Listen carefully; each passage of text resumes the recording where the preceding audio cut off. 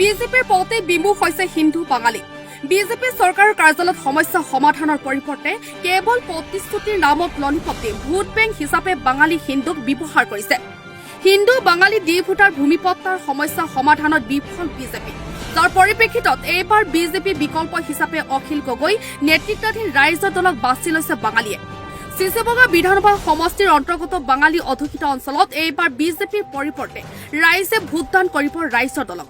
এই মন্তব্য কৰিছে হিন্দু বাঙালী অন্যতম নেতা তথা ৰাইজৰ দলৰ ভাষিক সংখ্যালঘুৰ কোষৰ আহ্বায়ক ৰঞ্জিত কুমাৰ ৰায়। বিজেপিৰ বিকল্প এতিয়াতো বিজেপিৰ বিকল্প ৰাইজৰ দল, মানে ৰাইজৰ দলৰ বিকল্প নাই, কথা হ'ল স্পষ্ট। এতিয়া বাংলাভাষী যিখিনি হিন্দু বাঙালী বিজেপিৰ যিখিনি ভোট বেংক হিচাপে ব্যৱহাৰ কৰা হৈছিল বিগত সময়ছোৱাত, কিন্তু এই বিগত সৰ্বানন্দ সোণোৱালৰ 5 বছৰ কাৰ্যকাল আৰু হিমন্ত বিশ্ব শৰ্মাৰ এই যে প্ৰায় 4 বছৰ কাৰ্যকালত ইতিমধ্যে মোহাচন্ন হৈছে। সৰ্বানন্দ সোণোৱালে যে কৈছিলে এক্সপ্ৰেছ হাইৱে, ব্ৰহ্মপুত্ৰৰ দুই পাৰে এক্সপ্ৰেছ হাইৱে হ'ব, সেইটো মানুহে পাহৰা নাই। হিমন্ত বিশ্ব শৰ্মাই যে কৈছিলে কা দিয়া হ'ব, কাৰ জৰিয়তে ডি ভোটাৰ সমস্যাখিনি সমাধান কৰা হ'ব, সকলো ভূমিহীন লোকক মাটিৰ পট্টা দিয়া হ'ব, কিন্তু দেখা গ'ল বিগত সময়ছোৱাত কা এটা ললিপপ, কিন্তু ডি ভোটাৰ হৈয়ে থাকিল আৰু হিন্দু বাঙালীসকলৰ যিখিনি মাটিৰ সমস্যা হৈয়ে থাকিল। ইণ্ডিজিনিয়াছ কেটেগৰীৰ নামত গোটেই বসুন্ধৰা 2 সকলোৰ আবেদনখিনি নাকচ কৰিলে আৰু এইখন গাঁও হ'ল 3 নং দেবেন্দ্ৰনগৰ চিলাহতী গাঁও পঞ্চায়তৰ 3 নং দেবেন্দ্ৰনগৰ। 3 নম্বৰ দেবেন্দ্ৰনগৰ গাঁৱত 15 বছৰ আগতে মানুহৰ মাটিৰ পট্টা আছিল, 20টাৰো অধিক 20ৰো অধিক মাটিৰ পট্টা আছিল, কিন্তু বৰ্তমান সময়ত সেই মাটিখিনি ৰেজেক্ট কৰিছে, পট্টা নাইকিয়া কৰিছে আৰু নেটত মাৰিলে এতিয়া বসুন্ধৰা 3 যে আবেদন হৈ আছে 3 নম্বৰ দেবেন্দ্ৰনগৰ গাঁওখন একেবাৰে নাইকিয়া কৰিছে, বিচাৰি পোৱা নাযায়। গতিকে পট্টা দিয়াৰতো দূৰৰে কথা, যিখিনি পট্টা আছিলে সেইখিনিও নাকচ কৰিছে। গতিকে হিন্দু বাঙালী লোকে বিশেষকৈ এই ডি ভোটাৰ আৰু ভূমি এই দুইটা আইনৰ ওপৰত ক্ষুণ্ণ হৈছে, যাৰ কাৰণে হিন্দু বাঙালী লোকে এতিয়া অখিল গগৈৰ দলত ৰাইজৰ দলত সকলোৱে সঁহাৰি দিছে। আৰু অখিল গগৈৰ এটাই দাবী, নাঙল যাৰ মাটি তাৰ, কৃষকৰ হাতত মাটি থাকিব লাগিব, তেতিয়াহে অসমখন উন্নয়ন হ'ব। গতিকে ৰাইজৰ দলৰ বিকল্প নাই ইয়াত।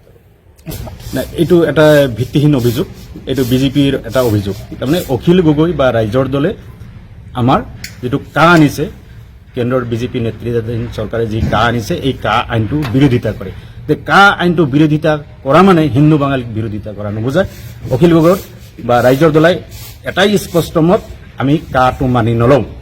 কা মানি নলওঁ মিনছ 71ৰ পিছত অহা যাক বাংলাদেশী বুলি আমি কওঁ, সেইখিনি আমি আঁকোৱালি নলওঁ। গতিকে এই 71ৰ পিছত অহা মানুহখিনিক আঁকোৱালি নোলোৱা মানে হিন্দু বাঙালী বিৰোধী নুবুজায়। কিন্তু বিজেপিয়ে প্ৰকাৰান্তৰে এইটোৱে প্ৰচাৰ কৰিব বিচাৰিছিল যে অখিল গগৈ হিন্দু বাঙালী বিৰোধী, আৰু এইখিনি গাঁৱে ভূঞে অপপ্ৰচাৰত লিপ্ত হৈ হিন্দু বাঙালীৰ ভোটখিনি হাইজেক কৰি দুইবাৰ তেওঁলোকে চৰকাৰ গঠন কৰিলে। কিন্তু হিন্দু বাঙালীখিনিতো ইমানো বুৰ্বক নহয় যে যিটো ক'ব হিমন্ত বিশ্ব শৰ্মাই সেইটোৱে বুজি পাব। কিন্তু বিচাৰ বিবেচনা আছে হিন্দু বাঙালীসকলৰ, এটা উন্নত এটা জাতি হিন্দু বাঙালী, তেওঁলোকক মিছা আবহাৰে তেওঁলোকক পতিয়ন নিব নোৱাৰে। নিজৰ প্ৰভাৱ পৰিৱেশ চাওক, হিন্দু বাঙালীয়ে যে বিজেপিক ভোট দিয়ে, বিজেপিক ভোট দিবলৈ এই বিজেপিৰ দলত হিন্দু বাঙালীৰ কোনোবা নেতা আছেনে? নাই। গতিকে কাক চাই ভোট দিব? আৰু হিন্দু বাঙালীয়ে কিহৰ কাৰণে বিজেপি দলক ভোট দিছে, কিন্তু দলত কিন্তু যোগদান কৰা নাই। ভোট দিছে, তেওঁলোকে এটা নীৰৱ ভূমিকা লৈ ভোটহে দি আছিল, কিন্তু বিচাৰ বিবেচনা কৰি আছিল, অপেক্ষা কৰি আছিল। বিজেপিৰ ষ্ট্ৰেটেজি কি? বিজেপিৰ সবকা সাথ সবকা বিকাশ, কিন্তু সবকা সাথ সবকা বিকাশটো হোৱা নাই। তেওঁলোকক মাহীৰ দৃষ্টিৰে চাইছে হিন্দু বাঙালীখিনি। গতিকে হিন্দু বাঙালীখিনি বিগত সময়ছোৱাত বিজেপিৰ লগত নাথাকে, এইটো নিশ্চিত থাকক। আৰু ৰাইজৰ দলে একক